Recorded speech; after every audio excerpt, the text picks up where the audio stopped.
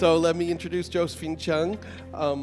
She's going to tell us about KKBOX, which is very important music streaming service throughout Asia. So let's just start with maybe you can give us a general introduction about KKBOX and what you guys do and maybe how you started. Sure. KKBOX was founded in 2004 by a bunch of engineers who really love music. So back then, the landscape was actually quite different from today. Back then, a lot of pirated music then. Yes. So what we wanted to do was to provide legal music that's affordable, accessible, and enjoyable. So today, 12 years later, we are in 6 regions: Japan, Taiwan, Hong Kong, Thailand, Malaysia, and Singapore. Wow. And we offer a monthly streaming on-demand subscription service. Wow, yeah, that's great. I think it's fantastic that you guys are spread out throughout the Asian region. I mean, you started out in Taiwan, right?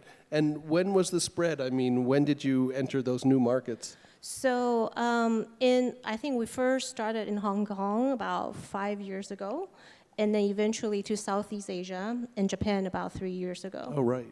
So we essentially position ourselves, we are a regional player, and we are always going to be a regional player, and we position ourselves as the gateway to Asia and also intra-Asia for the artists when they want to mobilize themselves around the region. Right. I guess it's pretty much broken down by region, but I'd be really fascinated to know about the breakdown of content in each region. I mean, you know, K-pop is really popular in some regions. Of course, C-pop is going to be popular in other regions, especially Taiwan itself. Maybe Right. you could talk to us about that. So with almost every region in operate, and the most popular is the local pop. So in Taiwan, that would be the C-pop. In Hong Kong, also Cantonese pop. In Japan, that would be J-pop. The second most popular genre is international pop. And most interestingly, in recent years, we noticed that K-pop has emerged as the third most popular genre across the region. In Taiwan, the stream count is about 10%. In Singapore, about 7%. Right. Well, we'll circle back to that because this is a Mnet award, so you know we're very interested in K-pop. But let's talk about KKBOX's recent business. So, for example, this year, how are you guys doing in this year? And if there's anything you can tell us about your new business, that'd be great. Sure. We are happy to see that our users are listening to more music. Our stream count is up year on year about 20%, and that's mostly contributed by, obviously, subscriber growth. We have a huge variety of curation and editorial playlists. And most importantly, we have revamped our personalized recommendation system. So in the past, what we did with recommendation is more of a rule-based or metrics-based.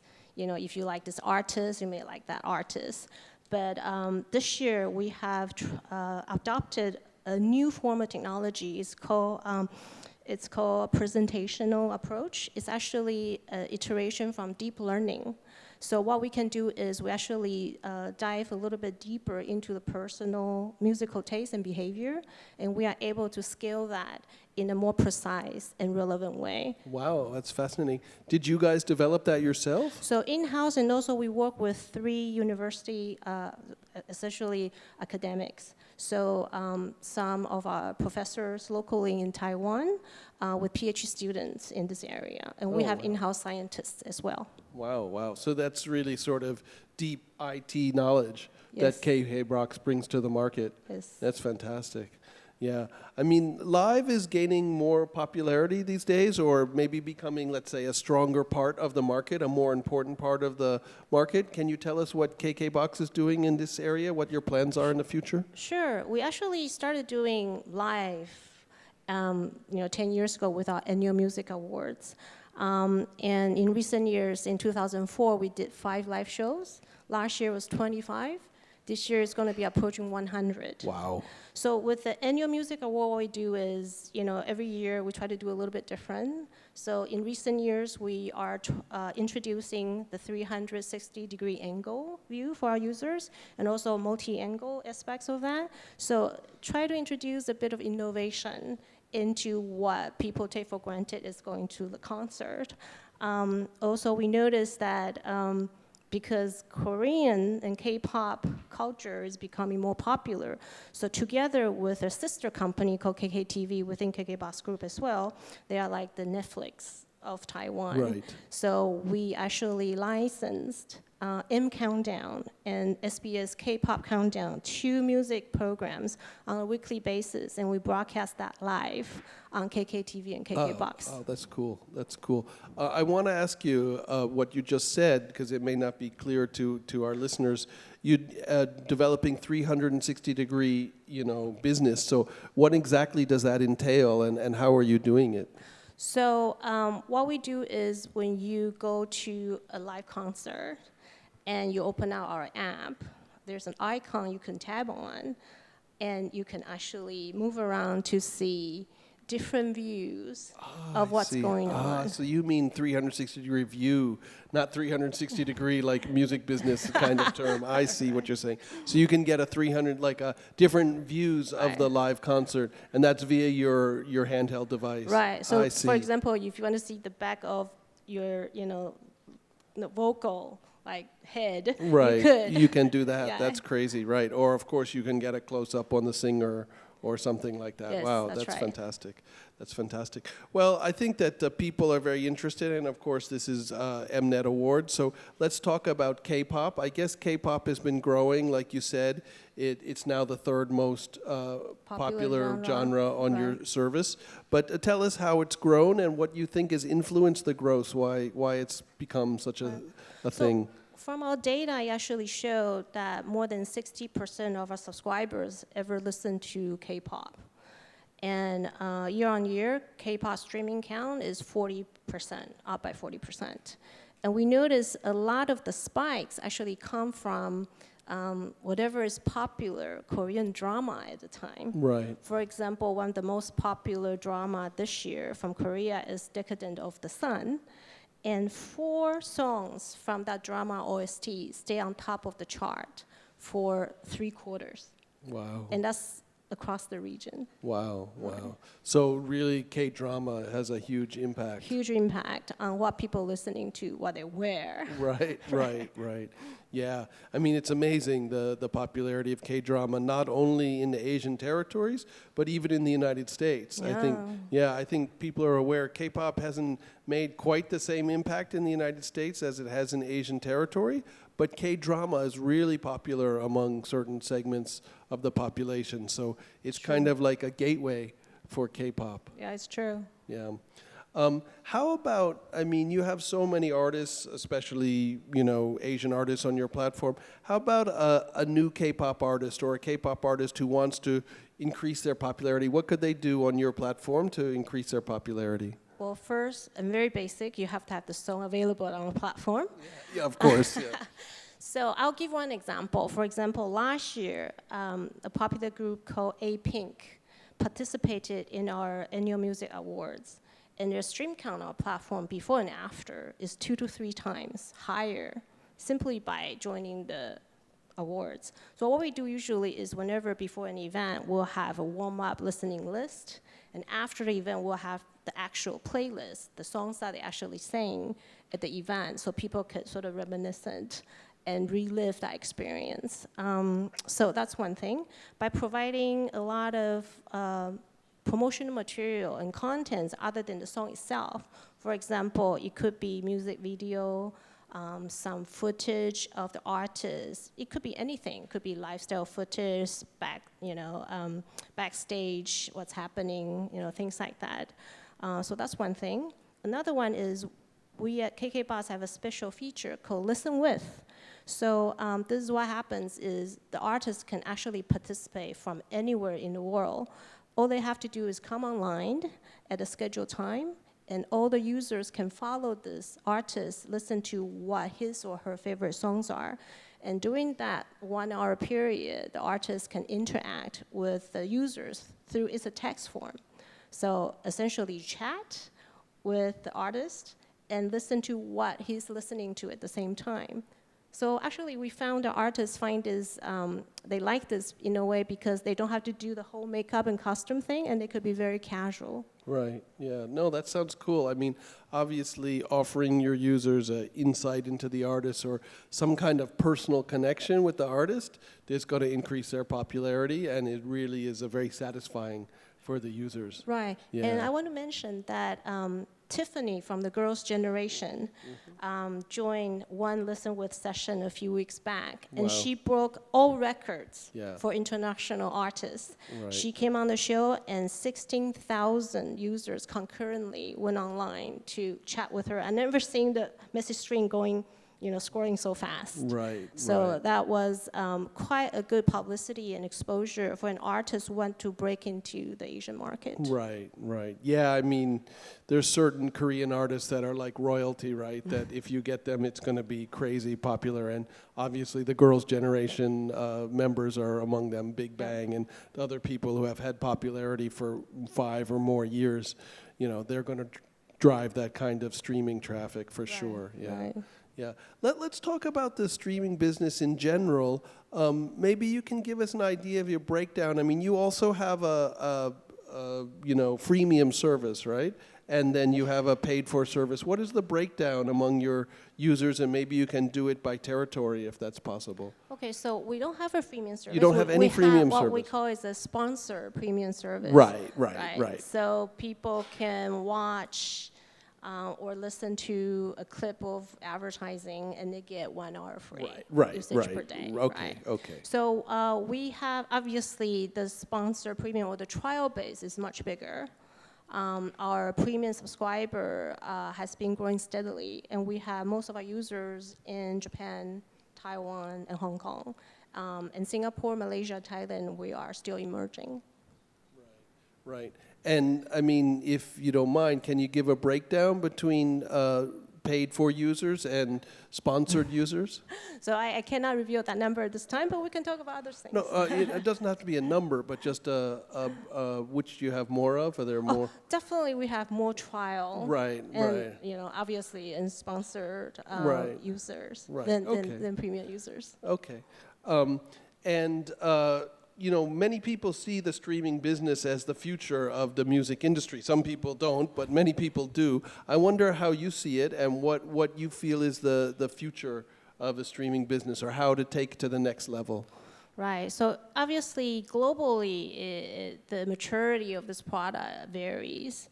But we see streaming at some point is going to be the baseline for this landscape, essentially, because people, almost all the players have similar number of music database. We could have a variety of curated or editorial playlists, but essentially it's pretty much the same. So I think what is going to make a difference is how everyone is going to go on the next level. Like everybody has stream music. People listen to music on streaming platforms, and then what, right? So we have grown a substantial user base from streaming music. But people interact with music in more than one way. Right. So we think having and providing an overall comprehensive experience is important. That's why we go into live. So we're going to have 2 additional pillars. One is the music live business. Right. So it could be anything from venue management to actually organizing our own shows. And essentially bring that music experience from online to offline. A third leg, or a third pillar, is what we call, for the lack of a better term, there's a music media business. Mm-hmm. A media, not in the traditional sense, but more in a way that we have an influence on what people are listening to, and potentially, together with the users, shaping the future of what the music is going to be like. Right. I feel like one other way in which KKBOX is sort of on a cutting edge, like you said, you developed an IT program to get to sort of deep knowledge about your users. I feel like you also have some listening advancements Sure. that Yes, other yes. services don't have? Maybe you could tell us So about it? yesterday, this is fresh off the press. Yesterday, we launched a new service with DTS, which is a pioneering audio solution provider. So what happens is if you plug in using headsets or earphones, you could now have a more engaging, a more immersive, almost like a real life experience on your phone. So if you don't know how it's like, just you can try it. We have 3 modes. One is wide mode and front-end mode and a traditional mode. And it's quite amazing. We bring higher quality sound to their listening experience. Right. I think I'm going to give a little bit of background because people may not be familiar. So DTS is an American company that has been working mainly with cinema to make a surround sound cinema for many, many years, 20 or 30 years since surround sound cinema has existed. And since they're the sort of the creators of that field, now they've moved into making surround sound and different surround experiences for headphones. Right. And I believe that KKBOX made a unique technology with them. It's only available on KKBOX, is that right? I think it's probably available on a few other mobile A few other devices. services. Right, In Asia, though, it's Right. pretty much you guys. Right. Right. Yeah, no, it's really fascinating. And DTS, I mean, it's well known to Americans as a cinema sound system, but now they're moving into music sound and kind of surround sound for music, and particularly for headphones. So it's Yeah. very, very exciting. Yeah. We just have a little bit of time left, but I wonder if you could, because you guys are really the experts in Asian markets. So I wonder if you could compare the different markets that you're in and give us the different features of them, like you're in Taiwan and Malaysia and Japan. What are the different features of those markets? Okay, so in Taiwan and Hong Kong were the 2 regions we started the earliest. So these are more of a mature but still growing market for us. We are the market leader in these 2 regions. So obviously there are a lot of benefits coming, attached to being a pioneer. So we are able to do a lot more exciting things in these 2 regions as well. Other than stream music, we do a lot of concerts and a lot more listen with sessions in these 2 regions. And the climate is also quite mature in these areas, and our partners have always been very supportive in terms of what we can do in this area. In Japan, that's a completely different story. Right. So I think, I don't know if people are aware, Japan is the 2nd largest music market in the world. I think it is probably the only market till now where the physical sales is still greater than digital sales combined. Considerably greater, yes. Right. And so even though there are some form of digital music available throughout the years, it's not till last June or July, bigger players started to enter the market. So it's probably one of the crowded market in the world. But unfortunately, I think it remains a very challenging market, mainly because a lot of the recent releases or even the repertoires, the songs are not made available on the on-demand streaming platform. Right. So just to give you an example, of the top 100 Oricon charts, maybe approximately 50% are available on the streaming platform. So Right. if you want to listen to music and you subscribe to the service, you can't listen to what's hot this week. Right, right. It makes this service growth and promotion a little bit challenging. Right, So that's right. what most players are facing in Japan. In Singapore and Malaysia, we actually experienced good growth. Our base there started small, but we see some good potential because in recent years, a lot of local grown artists are happening there. I think the climate for concerts are quite big. In Malaysia, particularly, people love to listen to music. They may not be ready to pull money out of their pocket to pay for it just yet. Right. But we think we can find different ways to entice them to try, either with some type of promotion, or it could be a concert lead in to the doors. Yeah. So a lot of exciting things happening in that region, and we are very looking forward to working with the local partners there. Right, fascinating. Yeah, I think that the differences between the markets in Asia is really important, and you guys, like you said, were first to market. 2004 is really early, so you have really good insight into the differences. of the markets. Well, I'd love to ask you many more things, but I'm afraid we're out of time. So thank you so much to you. Josephine and KKBOX. Thank you. It's a fantastic service. Thank you. Thank you, guys. I'll see you again in a second.